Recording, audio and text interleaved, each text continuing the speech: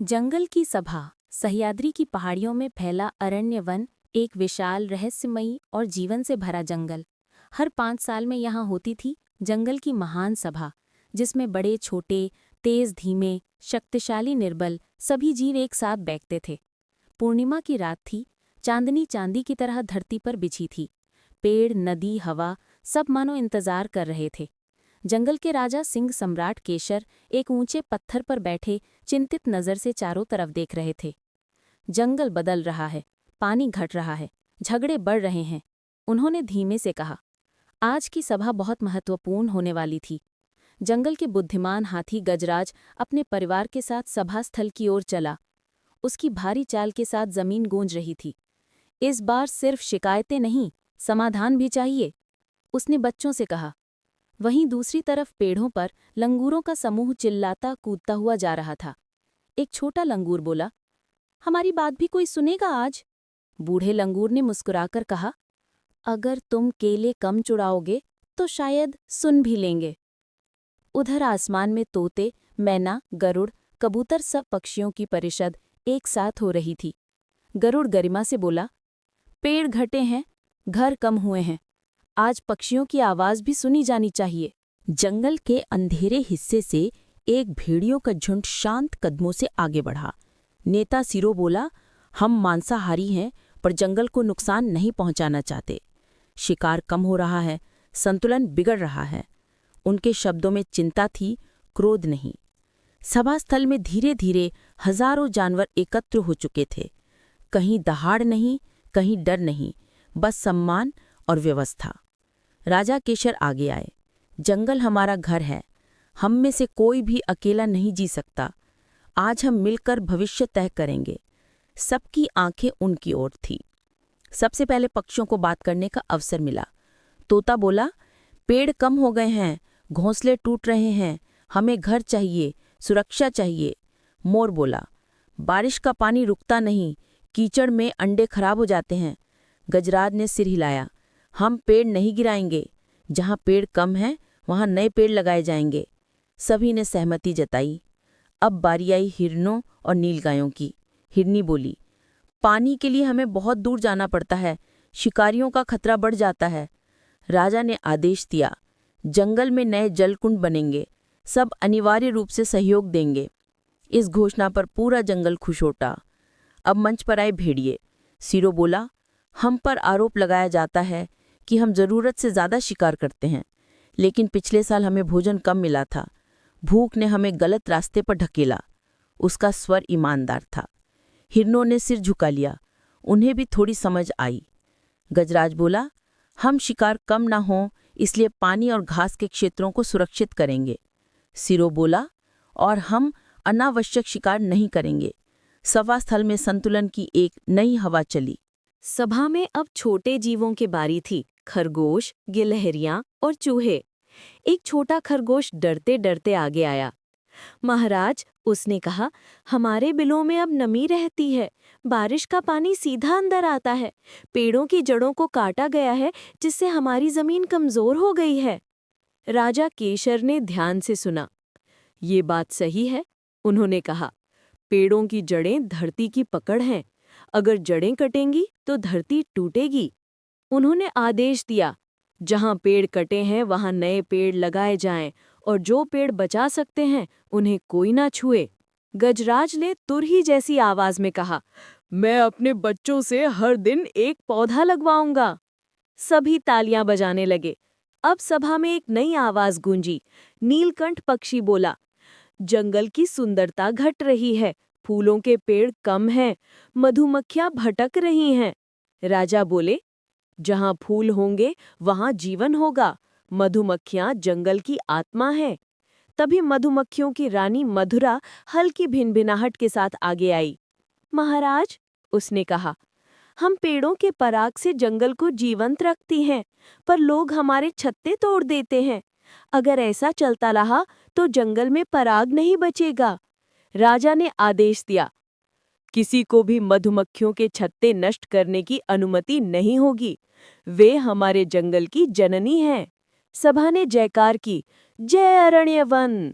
अब सभा चरम पे पहुंच रही थी। हर प्राणी ने अपनी बात रखी, पर अब भी एक कोना शांत था, नदी किनारे रहने वाले जीव। एक पुराना मगरमच्छ धीरे से बोला, हमारे जलाशय सिकुड़ रहे हैं, मछलियां मर रही हैं, नदियां गंदी हो रही हैं। केशर बोले, नदियां जंगल की नसें हैं, अगर वे सूख जाएंगी तो शरीर भी मर जाएगा। गजराज ने कहा, हम सभी मिलकर नालों को साफ करेंगे, गिरते पेड़ों को हटाएंगे। तोता बोला, हम बीज फैलाएंगे ताकि नए पौधे उगें। मगरमच्छ ने मुस्कुराकर कहा, आज पहली बार मैं खुद को अकेला नहीं महसूस कर रहा हूँ। संध्या ढल रही थी, चांद फिर से आकाश में चमक उठा। सभा अब चारमाग पर पहुंच रही थी।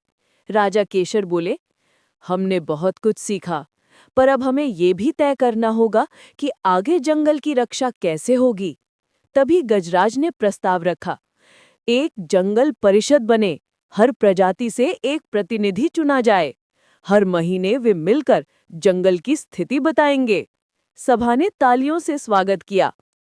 इस परिषद का उद्देश्य होगा संतुलन, सहयोग और संरक्षण। राजा ने कहा, ये प्रस्ताव स्वीकृत है। अब सभा के अंत में पक्षियों ने मधुर गीत गाया। तोता, कोयल, बुलबुल और मोर सबने मिलकर स्वर उठाया। हम सब का ये अरण्य वन, जीवन इसका आधार। इसे सहेजें, इसे सजाएं, यही हमारा संसार। पूरा जंगल झूम उठा। ये कोई साधारण गीत नहीं था, ये प्रतिज्ञा थी जीवन की रक्षा की। राजा केशर की आंखें चमक उठीं। मैं आज गर्व से कह सकता हूँ, ये जंगल अब पहले से ज्यादा जीवंत है। सभा के बाद जानवर अपने अपने घर लौटने लगे, पर उसी समय अचानक आकाश में धुआं उठा। तोता चीखा, आग! जंगल के पूर्वी हिस्से में आग लगी है। राजा तुरंत गरजे, सब मिलकर बुझाओ। हाथी अपने सूंड से पानी फेंकने लगे, भेड़िए मिट्टी लाने लगे, पक्षी ऊपर से दिशा दिखाने लगे और बंदर झाड़ियों को काटकर रास्ता साफ करने लगे। पूरा जंगल एकजुट हो गया। आग भले तेज थी, पर एकता उससे भी ज्यादा प्रबल थी। घंटों बाद जब धुआं छटा तो सबने राहत की सांस ली। आग बुझ जाने के बाद राजा ने कहा, देखो, यही है हमारी शक्ति, एकता।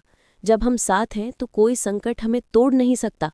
मधुमक्खी रानी मथुरा बोली, प्रकृति की रक्षा के लिए हमें सतर्क रहना होगा, सिर्फ सभा के दिन नहीं, हर दिन। गरुड़ ने कहा, अगर मनुष्य इस आग का कारण है तो हमें चेतावनी देनी होगी। राजा बोले, हम हिंसा नहीं करेंगे, पर यह संदेश हवा और नदी के जरिए फैलाएंगे कि अरण्य वन जीवित है और उसकी आत्मा अब जाग चुकी है।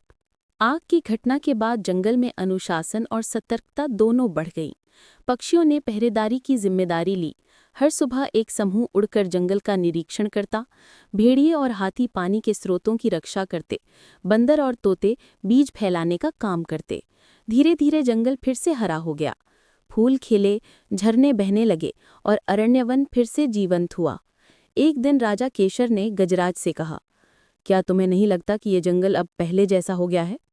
गजराज मुस्कुराए, नहीं महाराज, अब ये पहले से बेहतर है, क्योंकि अब यहाँ सिर्फ जानवर नहीं बल्कि सोचने वाले प्राणी रहते हैं।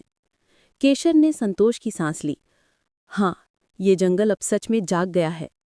कुछ दिन बाद नदी किनारे छोटे बच्चों की हंसी गूंजने लगी। छोटे लंगूर, हिरण के बच्चे, तोते के बच्चे सब मिलकर खेल रहे थे। मधुरा उड़कर बोली, देखो, यही असली जीत है। हमने आने वाली पीढ़ियों को सुरक्षित आसमान दिया है। उसके ये शब्द पूरे जंगल में गूंज गए। रात को जब चांद फिर से आसमान में था, राजा केशर अकेले पहाड़ी पर खड़े थे। उन्होंने ऊपर देखा और कहा, हे प्रकृति माता, हमने अपना कर्तव्य निभाया। अब ये जंगल तुम्हारे आशीर्वाद से सदा हरा रहे। हवा ने मानो उत्तर दिया, जब तक एकता और करुणा बनी रहेगी, अरण्यवन कभी नहीं मरेगा। राजा ने सिर झुका लिया। उनकी आंखों में संतोष था। अगले वर्ष फिर पूर्णिमा की रात आई। जंगल में फिर वही चांदनी, वही गूंज, वही शांति। लेकिन इस बार कोई झगड़ा नहीं था। हर जीव अपने हिस्से की जिम्मेदारी निभा रहा था। सभा फिर से बुलाई गई, पर इस बार विषय था आभार। हर प्राणी ने कहा, हमने सीखा कि प्रकृति को जीतकर नहीं बल्कि अपनाकर जिया जा सकता है। राजा केशर ने अंतिम वाक्य कहा, जंगल की सच्ची सभ्यता यही है जब हर प्राणी खुद से पहले प्रकृति के बारे में सोचता है। पूरे जंगल में गूंज उठा जय अरण्य वन। चांदनी मुस्कुराई, हवा महकी और जंगल की आत्मा फिर से जीवंत हो उठी। कहानी का संदेश: जब तक प्रकृति और जीवों में एकता, करुणा और संतुलन बना रहेगा, तब तक जीवन संभव है। जंगल की सभा सिखाती है कि सहयोग से हर संकट जीता जा सकता है और प्रकृति का सम्मान ही सच्ची सभ्यता है। दोस्तों, उम्मीद करती हूँ कि आपको हमारी कहानी पसंद आई होगी। अगर कहानी पसंद आई हो तो वीडियो को लाइक करें, चैनल पर नए हैं तो चैनल को सब्सक्राइब करें और हाँ, नोटिफिकेशन बेल को ज़रूर दबाएं ताकि अगली अपडेट आपको सबसे पहले मिले। और कमेंट करके बताएं कि अगली कहानी किस टॉपिक पर आधारित होनी चाहिए।